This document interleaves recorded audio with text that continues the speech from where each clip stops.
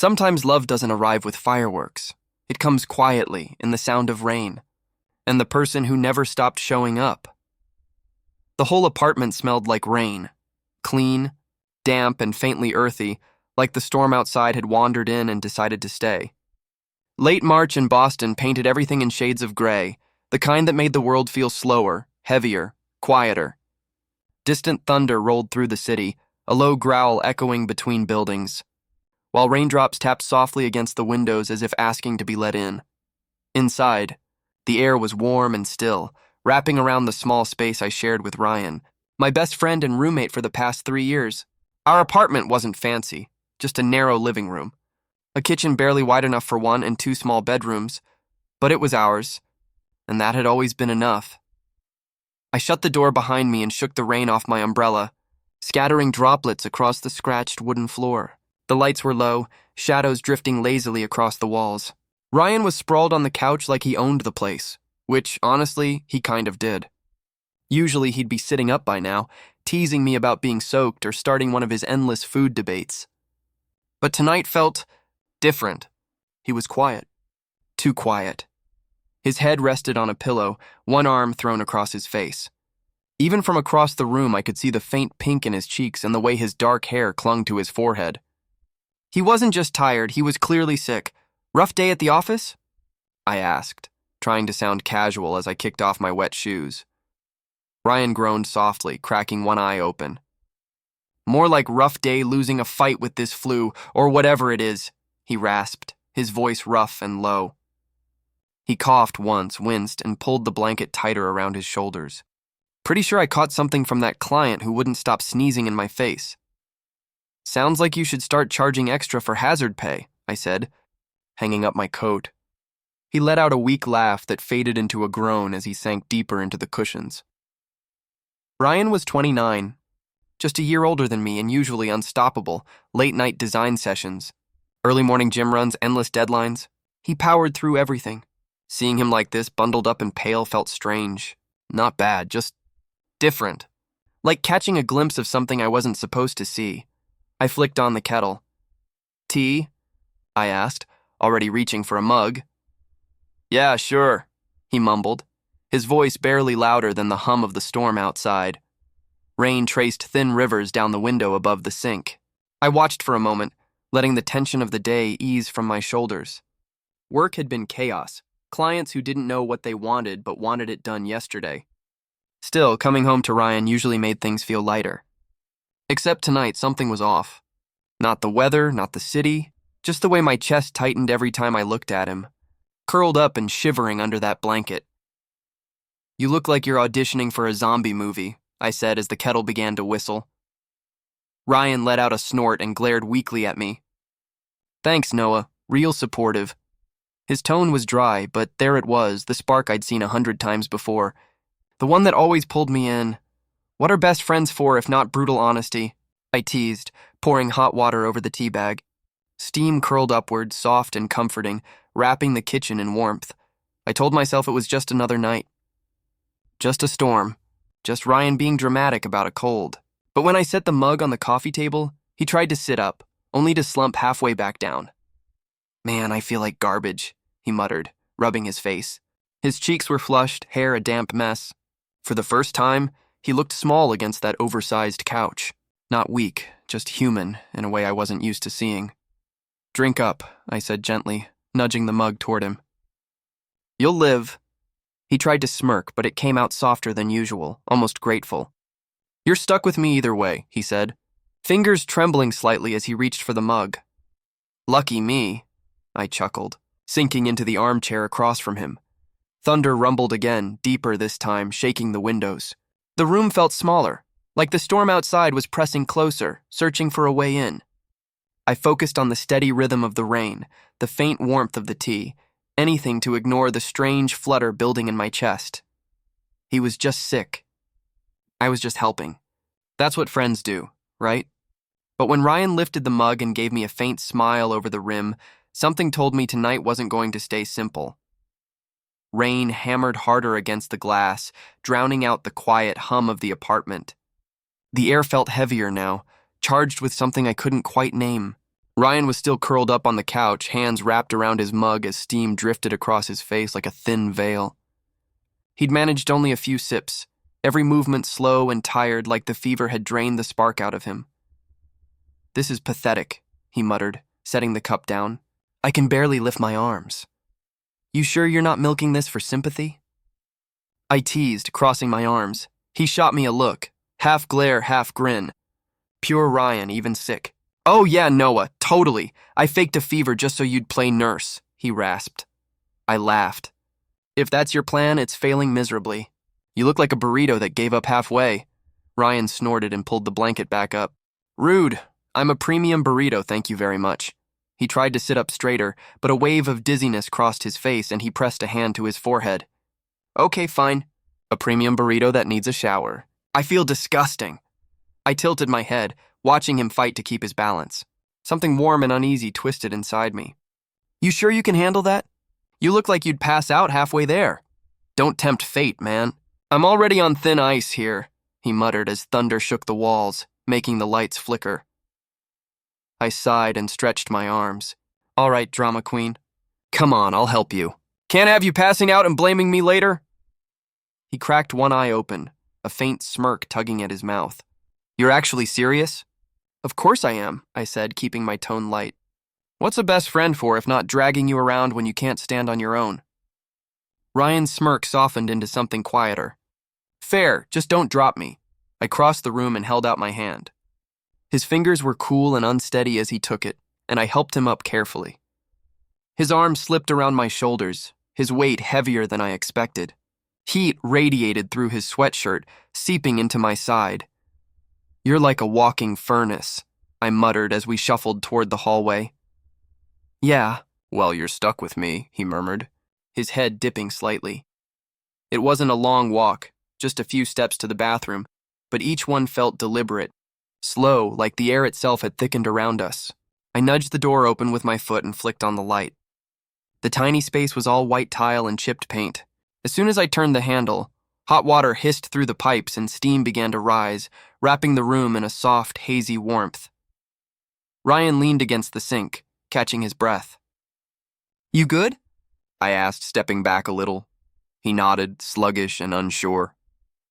"Yeah, just give me a sec." His knuckles were pale against the porcelain, and I hesitated.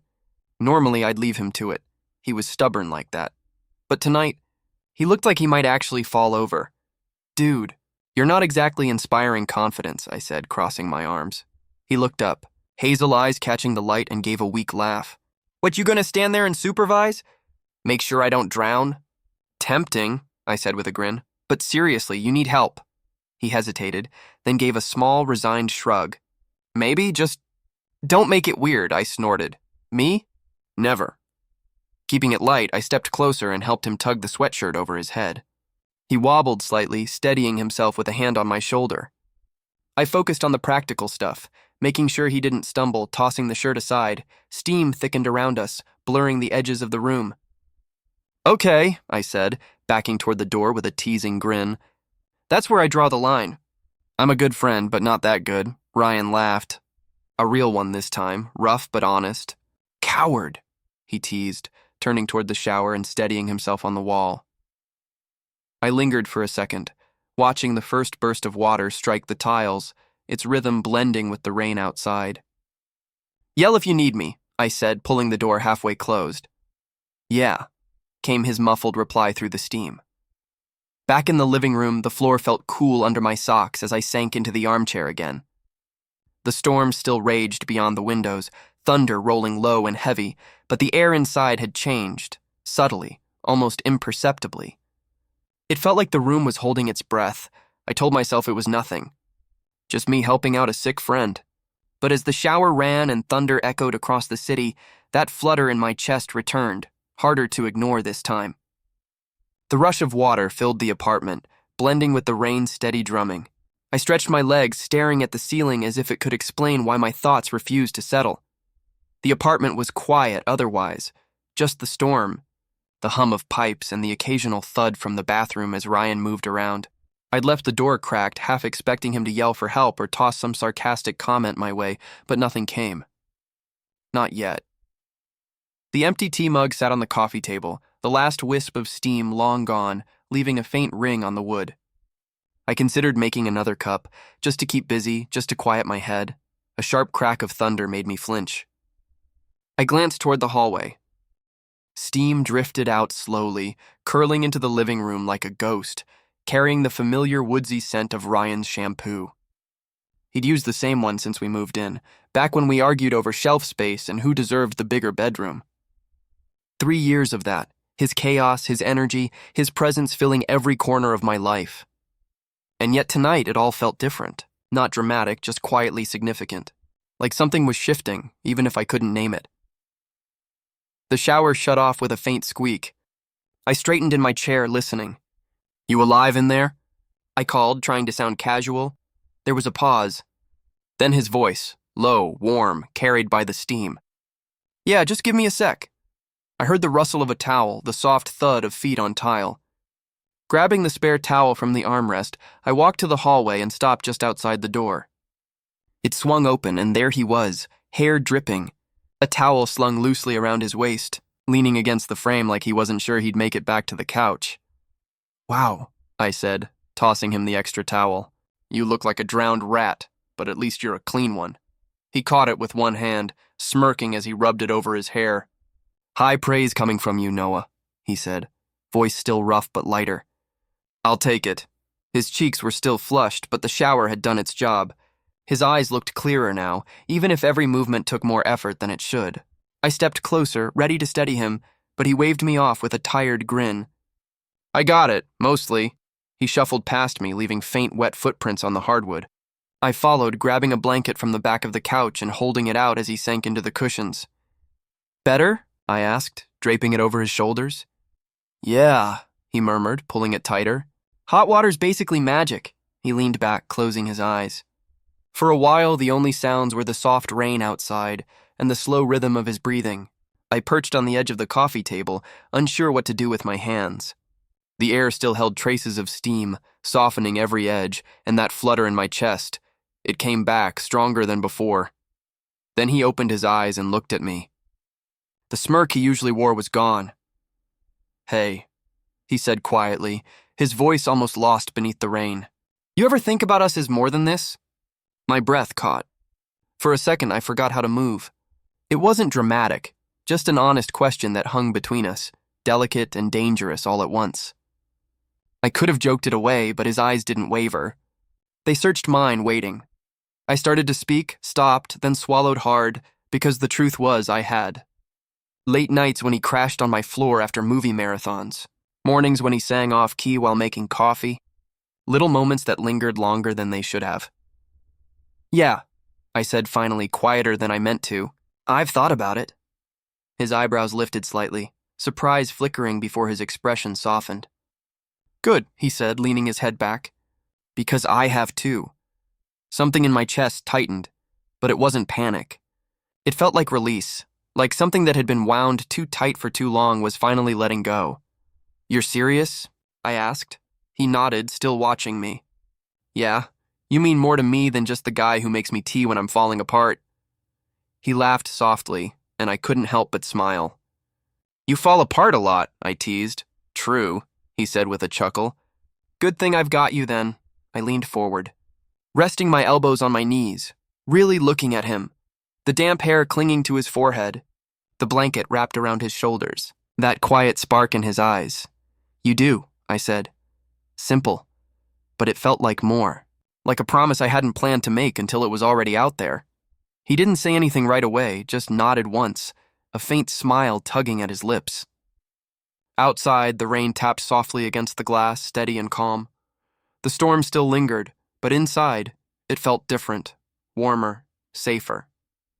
Like maybe this was always where we were meant to end up, and somehow all it took was one rainy night to finally see it. By morning, the storm had faded to a soft patter against the windows. Sunlight slipped through the blinds, thin stripes stretching across the floor. I woke up in the armchair, neck stiff, pillow halfway to the ground. The apartment was quiet. Too quiet after everything that had happened last night. For a moment, I just sat there staring at the ceiling, trying to make sense of it all. Everything should have felt different after what he said, after what I said back. But the room looked exactly the same.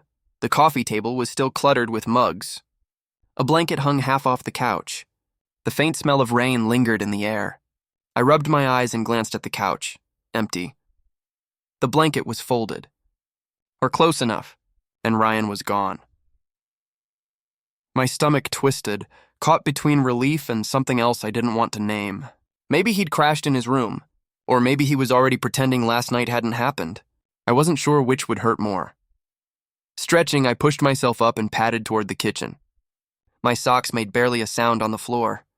Then I heard it, the soft clink of a spoon against a mug, the low hiss of the kettle. Ryan stood barefoot on the cold tile, pouring coffee like it was just another morning. "Morning," he said, voice still rough, but steadier than it had been last night. He was wearing an old t-shirt and sweats, hair sticking up in every direction like the night hadn't quite let him go. "Morning," I echoed, leaning against the counter. He glanced over, a small smirk tugging at the corner of his mouth. "You look like you slept in a pretzel," I snorted, running a hand through my hair. "Thanks to you and your couch-hogging skills." He shrugged and slid a mug toward me. "Consider it payback for the tea." The warmth seeped into my hands as I took a sip. For a while, neither of us said anything. It wasn't awkward, just quiet. Like the world was still holding its breath. Last night kept replaying in my head. His question, my answer, the space between us that suddenly didn't feel impossible anymore. I waited for the panic to hit, the overthinking, the thousand what-ifs, but it didn't come. Instead, there was calm, gentle, unfamiliar, but not terrifying. "So," he said finally, breaking the silence as he leaned back against the counter, mug in hand, "where does that leave us?" I looked at him, sunlight catching in his eyes, familiar yet new all at once. I didn't have a perfect answer. Maybe we didn't need one yet. "Right here," I said. "For now, that's enough." Ryan smiled, small but real, and lifted his mug in a lazy toast. "Right here," he echoed. Outside, the last drops of rain slid down the glass, catching the light like they didn't want to fall. For the first time in a long time, it felt like everything was exactly where it was supposed to be. "You going to start avoiding me now?" I blinked, caught off guard, and Ryan grinned, that same teasing grin I knew too well. "What?" I said, setting my mug down. He shrugged, swirling his coffee. "You know, the whole 'oh no, we talked about feelings, better hide forever' thing. I know how your brain works, Noah." I rolled my eyes, but he wasn't wrong. My thoughts were already spinning, wondering if this changed everything, if things would get weird, if people at work, or my family, would ever understand. Not that I'd told them anything yet. "It's not like that," I said, crossing my arms. "I'm not avoiding you. I'm standing right here, aren't I?" He tilted his head, studying me. "True, but you've got that look like you're about to bolt or start writing a pros and cons list in your head." I couldn't help but laugh. Because yeah, that sounded like me. Maybe I am. Pro, you make decent coffee. Con, you're a nightmare when you're sick. Ryan laughed, loud and real, and the sound broke through the tightness in my chest like sunlight after rain. "Fair," he said, grinning. "I'll take it." The kettle clicked off, and he turned to pour himself more coffee. His movements were slower now, relaxed. I watched him, the way he rubbed the back of his neck when he was tired, the way his shirt hung loose on his shoulders.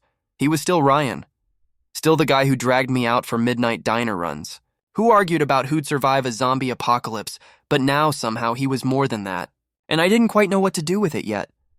"You feeling better?" I asked. He nodded. "Yeah, not 100%, but I'll live." "Thanks to you," I shrugged, trying to play it off. "Just doing my job." He smirked, but his eyes softened when he looked at me. "You're good at it, you know, taking care of people." My throat tightened. I looked down at my mug, swirling what was left just to keep my hands busy. "Only when they're worth it," I said quietly. When I looked up, he was still watching me, that same warm look from last night lingering in his eyes. "Good to know," he murmured. The room felt smaller then. Not heavy, just closer. Like we were sharing something that didn't need words anymore. The rain had faded to a faint rhythm against the glass.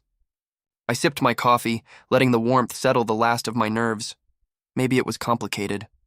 Maybe it would take time to figure out. But when Ryan nudged my arm with his elbow and grinned like nothing had changed, I realized maybe it didn't have to be hard. Not yet. Not with him. The days after that rainy night slipped by quietly, the way they always did. But something had shifted. Something good. The storm had passed, leaving the city washed clean, puddles glinting like mirrors under pale sunlight. Inside our little apartment, life found its rhythm again. Ryan's cold faded into a memory and I was back to my coding deadlines, the laptop glow the same as always, but we weren't the same anymore. Not really. Now he'd flop onto the couch a little closer than before, his knee brushing mine. He'd catch my eye over breakfast and grin like we were sharing a secret no one else could see. It was a Thursday evening. About a week later, when everything finally clicked. The sun was sinking low, washing the living room in a soft golden haze. Ryan was sprawled across the couch, one leg hanging off the armrest, lazily scrolling through his phone. "You up for a walk?" he asked without looking up. I glanced over from the sink where I was rinsing a mug. "It's going to rain again," I said, nodding toward the window. Dark clouds were rolling in, heavy with promise. He just shrugged, tossing his phone aside. "So, we've got umbrellas." "Live a little, Noah," I smirked, drying my hands on a towel. "Says the guy who was a blanket burrito a week ago." He laughed, sitting up. "Exactly. I've earned this. Come on, I need air." There it was again, that spark in his eyes. The one that always pulled me along, whether I wanted to or not. "Fine," I said, grabbing my jacket. "But if I get sick, you're making the tea this time." "Deal," he grinned, slipping on his sneakers. We stepped outside just as the first drops began to fall, soft, scattered, pattering against the pavement. Ryan popped open his umbrella, holding it high enough for both of us, and we walked side by side. The city buzzed quietly around us, cars splashing through puddles, people ducking into doorways, the glow of neon signs shimmering on wet asphalt. "See?" he said, bumping his shoulder against mine. "Not so bad." I rolled my eyes but didn't pull away. His arm brushed mine, warm, steady, grounding.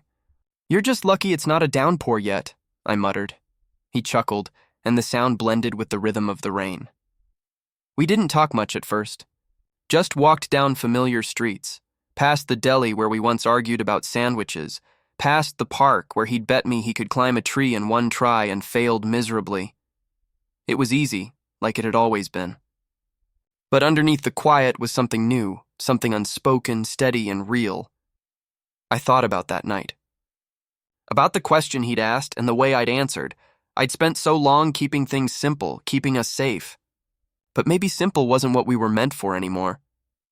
"You're quiet," he said after a while, glancing at me as we paused under a streetlight. Raindrops glistened on the umbrella, sliding off in silver streaks.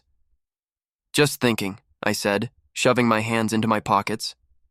"About what?" I hesitated, then shrugged. "You, us. How it feels different now." His grin softened, like he'd been waiting for me to admit it. "Yeah, different's not bad though, right?" I met his gaze, steady, warm, and shook my head. "No, not bad at all." The rain picked up, turning into a steady drizzle that pushed us toward a coffee shop down the block. We slipped inside, grabbed a small table by the window, and watched the world blur into watercolor. "You know," he said, stirring sugar into his coffee, "I wasn't sure you'd be okay with this, the whole more than friends thing." I raised a brow, sipping mine. "What? You thought I'd run screaming?" He laughed, leaning back. "Maybe. You're not exactly Mr. Chill," I smirked. "And you're not exactly subtle," he grinned. "Guess we balance each other out." We drifted easily from teasing to soft laughter, making fun of the barista's messy handwriting on our cups and how the rain outside made everything look like a movie. It wasn't dramatic. No big declarations. Just us, talking, laughing, while the storm tapped gently against the glass. And somehow, that was enough. More than enough. Later, back at the apartment, we stepped out onto the balcony. The rain had slowed to a faint drizzle. Ryan leaned against the railing, coffee still in hand, and I stood beside him, close enough for our shoulders to touch. "This is good," he said quietly, almost to himself. "Yeah," I murmured, feeling the truth settle deep in my chest. "Yeah, it is." The city stretched below us, glowing through the wet haze. And I realized I didn't care. Not about work, not about family, not about what anyone else thought. This was ours. That was all that mattered. We stood there in silence, shoulder to shoulder, watching the last of the rain fade into the night. And I knew then, we'd figure it out.